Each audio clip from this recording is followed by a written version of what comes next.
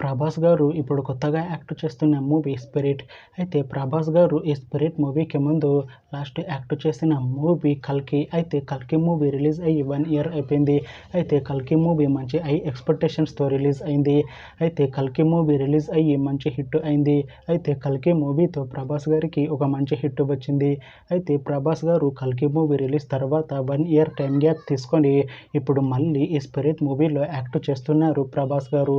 చూడాలి ప్రభాస్ గారికి ఈ స్పిరిట్ మూవీతో కూడా ఇంకొక మంచి హిట్ వస్తుందా లేదా అనేది మనం ఈ స్పిరిట్ మూవీ రిలీజ్ అయ్యాక చూడాలి.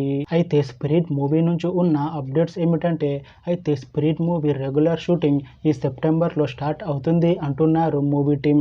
అయితే ఈ స్పిరిట్ మూవీ టీం మాత్రం చాలా కాన్ఫిడెంట్గా ఉన్నారు.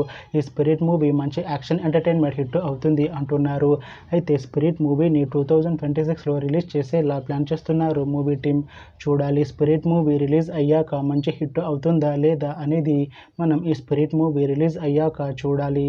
Thanks for watching this video friends. మీకు ఈ వీడియో నచ్చితే ఈ వీడియోని లైక్ చేయండి. ఇంకా ఇలాంటి మూవీ అప్డేట్స్ కోసం ఈ ఛానల్ని సబ్స్క్రైబ్ చేసుకోండి.